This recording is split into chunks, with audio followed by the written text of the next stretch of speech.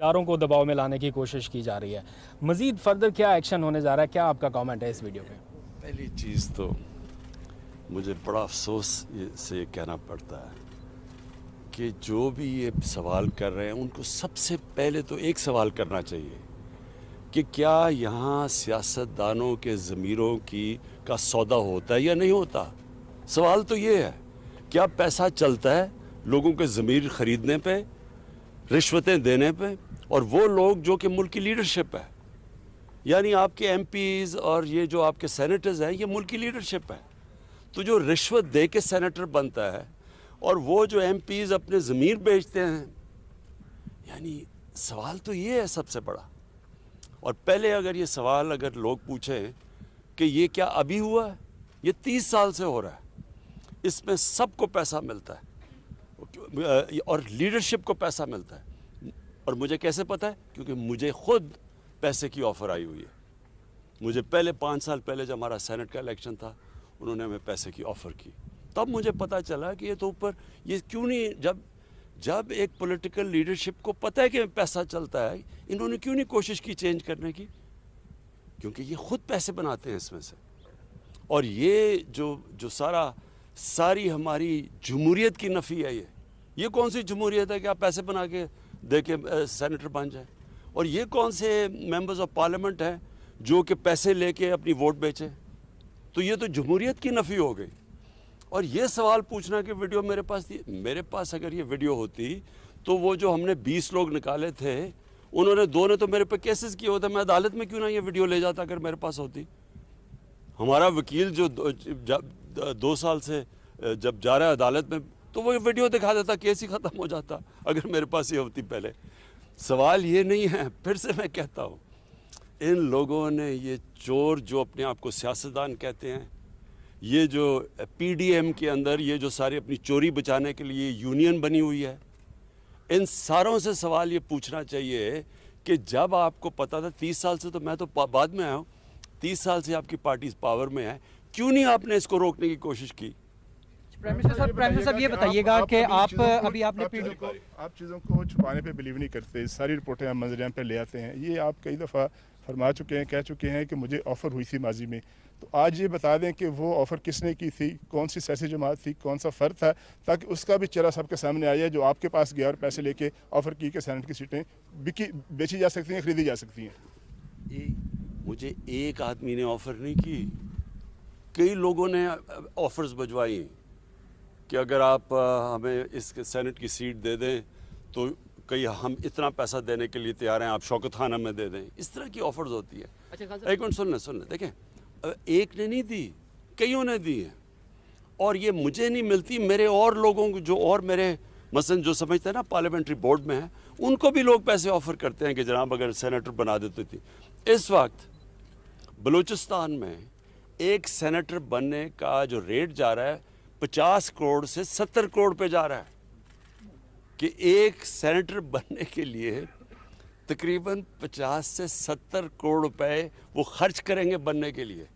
تو مجھے بتائیں کہ انہوں نے کیا بلوچستان کی، وہ جو اتنا پیسہ خرچ کرے گا وہ کوئی حاتم تائی تو نہیں ہے، وہ آ کے پیسہ بنائے گا. تو پیسہ کس سے بنائے گا؟ پاکستانی عوام کی کھال کھینچے گا، پاکستان کا خون چوسے گا. اس طرح ہی پیسہ کوئی وہ 70 کروڑ روپیہ کوئی 50 کروڑ روپے ایسے تو نہیں خرچ کرتا. پرائم منسٹر صاحب یہ بتائیے گا ابھی آپ نے جس قادر نے ویڈیو کا ذکر کیا سر، اس میں جنہوں نے پیسہ لیا، جنہوں نے دیا، وہ تو سامنے آ گئے.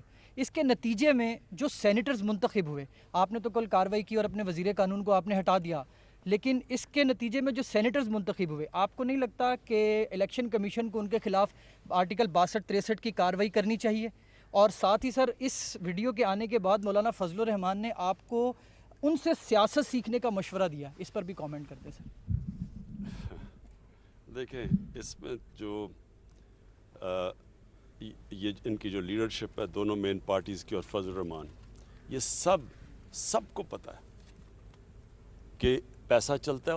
اور فضل الرحمان تو سب سے زیادہ پیسہ بنایا اس نے. اس کی پارٹی میں تو وہ سینیٹر بن گئے جو جے یو آئی میں نہیں تھے، وہ باہر سے آ کے سینیٹر بن جاتے ہیں. کیسے بنتے ہیں؟ سوال تو ان کے اوپر کرنا چاہیے. اور دیکھیں، اس وقت سب سے امپورٹنٹ چیز کیا ہے؟ سینٹ الیکشن آ رہا ہے.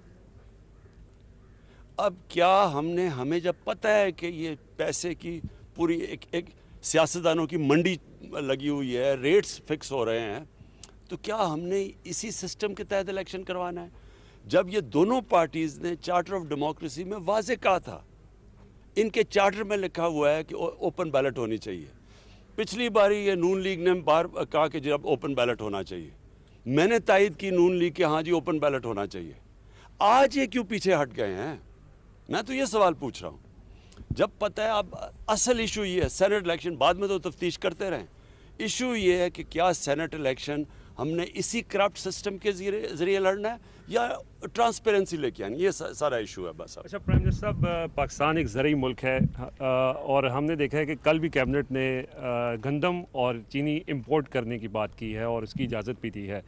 زرعی ملک ہونے کے باوجود ہم چیزیں امپورٹ کر رہے ہیں کھانے پینے کی. ساتھ ساتھ ہم نے دیکھا کہ کنسٹرکشن کے اوپر آپ نے پورا زور لگایا, اس کے نتائج تو سامنے آئے, لیکن اب زراعت کے اوپر بھی آپ میٹنگز کر رہے ہیں. سر ہم جہاں بھی جاتے ہیں لوگ ہم سے کہتے ہیں آپ وزیر اعظم سے بات کرتے ہیں تو ان سے پوچھیں اتنی مہنگائی کیوں ہوئی. سر یہ اس حوالے سے ذرا عوام کے جو خدشات ہیں اس پر ذرا جواب دیں. یہ بالکل ٹھیک بات ہے آپ کی. مہنگائی کی سب سے بڑی وجہ کیا ہے؟ جب روپیہ گرتا ہے, جب ڈالر کے بنسبت روپیہ گرتا ہے تو وہ مہنگائی بڑھنی ہوتی ہے. کیوں؟ ساری چیزیں جو باہر سے آپ آتی ہیں وہ مہنگی ہو جاتی ہیں. جب پیپلز پارٹی آئی 2008 میں تو تب روپیہ گرا, تب 25% روپیہ گرا, 25% تک مہنگائی چلی گئی. آپ اٹھا کے دیکھ لیں 2008-9 میں آج سے بہت زیادہ مہنگائی ہوئی کیونکہ روپیہ گرا تھا 25%. ہماری باری 24.5% روپیہ گرا جب ہم آئے. اور وہ روپیہ کیوں گرتا ہے؟ کیونکہ جب آپ کی امپورٹس اوپر چلی جاتی ہیں, ایکسپورٹس نیچے چلی جاتی ہیں, ڈالر زیادہ ملک سے باہر جا رہے ہوتے ہیں بجائے اندر آنے کے, روپیہ گر جاتا ہے. روپیہ کی ڈالر کی شارٹیج ہوتی ہے, وہ ڈالر اوپر روپیہ نیچے. جب روپیہ نیچے گرتا ہے, تیل مہنگا, تیل مہنگے کے مطلب ساری ٹرانسپورٹ مہنگی, اس کا مطلب بجلی مہنگی, آدھی بجلی تیل سے بنتی ہے, گیس آدھی گیس باہر سے امپورٹ ہوتی ہے وہ مہنگی, اس کے بعد دالیں مہنگی, 70% دالیں باہر سے آتی ہے وہ مہنگی, گھی وہ باہر سے آتا ہے گھی مہنگا, اور پھر جب باہر کی قیمتیں بڑھتی ہیں پھر مہنگی, پٹرول کی قیمت بڑھے پھر مہنگی. یعنی جو مہنگائی ہے, اگر آپ کا آج اللہ کرے ہماری ایکسپورٹس بڑھنی شروع ہو جائیں, جو بڑھنی شروع ہو گئی ہیں, اور ہم امپورٹس سے زیادہ ایکسپورٹ شروع کر دیں تو ہمارا روپیہ مضبوط ہوگا, مہنگائی کم ہو جائے گی. سو یہ یاد رکھیں کہ یہ سب سے بڑی وجہ. دوسری وجہ بدقسمتی سے یہ تھی کہ ہماری 2 بارشیں موسم کی تبدیلی کی وجہ سے غلط ٹائم پہ آ گئی. تو جو ہماری گندم ہونی تھی اچھی بلی, وہ ہماری بارانی گندم کم ہوئی, تو جب اس کی کم ہوئی تو امپورٹ کرنی پڑ گئی. اچھا خان صاحب, ایک تو ویڈیو آنے سے آپ کے موقف کی تائید ہو گئی کہ جو ہارس ٹریڈنگ ہے وہ ہوتی ہے, ساتھ ساتھ جو ہے اپوزیشن جو ہے وہ کہتی ہے کہ آپ کے جو اراکین اسمبلی ہیں وہ انٹیکٹ نہیں ہے, اس لیے آپ لوگ جو ہے اوپن بیلٹ سے انتخاب کرنا چاہتے ہیں. سیکنڈلی لاء منسٹر کو سیک کر دیا, جو باقی لوگوں کے نام آ رہے ہیں جس طرح پرویز کھٹک صاحب, اور کہا گیا کہ وہاں پر اسپیکر ہاؤس کے اندر سارا معاملہ ہوا, تو ان کے خلاف بھی کوئی کارروائی کا پلان ہے؟ یہ ان کا کلیم ہے, انہوں نے پیسے لیے وہ کلیم. جی دیکھیں, سب سے بڑی چیز کیا ہے کہ جی ہمارے ممبر جا رہے ہیں یا نہیں جا رہے ہیں, یہ ایشو نہیں ہے. میں 5 سال پہلے تو میرے ممبر آ نہیں جا رہے تھے, میں تو 5 سال سے لگا ہوں اوپن بیلٹ کی. میں تو جب یہ نون لیگ نے کہا کہ اوپن بیلٹ ہونی چاہیے, میں نے تو تب تائید کی ان کی. تو یہ تو اب سے نہیں میں کہہ رہا, جب سب کو پتہ ہے کہ سینٹ کے الیکشن کی ووٹ 30 سال سے سب کو پتہ ہے کہ ووٹ بکتی ہے. میرا سوال یہ ہے کہ انہوں نے کیوں نہیں چینج کرنے کی کوشش کی. اور پھر یہ جو کہنا کہ ہمارے ممبر جا رہے ہیں یا نہیں جا رہے ہیں, یہ یاد رکھیں گورنمنٹ کے لیے زیادہ آسان ہے. ہمارے لیے اپنی جتنے ہماری سیٹیں ہیں ان سے زیادہ ہم لے سکتے ہیں, کیونکہ گورنمنٹ کے پاس پاور ہوتی ہے. اس لیے تو گورنمنٹ میں آ کے کوئی بدلتا نہیں ہے, باہر کہتا ہے گورنمنٹ میں آ کے نہیں کرتے. ہم گورنمنٹ میں بیٹھ کے کہہ رہے ہیں کہ یہ اوپن بیلٹ ہونی چاہیے, جبکہ میں آج آپ کو کہہ رہا ہوں کہ یہی لوگ روئیں گے جب کہ دیکھیں جی تحریک انصاف کی سیٹ سے زیادہ مل گئے ہمیں سینیٹرز. یہ لوگ روئیں گے, ابھی میں آپ کو کہہ رہا ہوں, کیونکہ ہم زیادہ سیٹیں لے سکتے ہیں. ہم ایک ملک میں چینج لے کے آ رہے ہیں کہ جب کرپشن اوپر سے شروع ہوتی ہے, جب آپ کی پولیٹیکل لیڈرشپ کرپٹ ہوگی, تو کیا تھانے دار اور پٹواری ٹھیک ہو جائے گا؟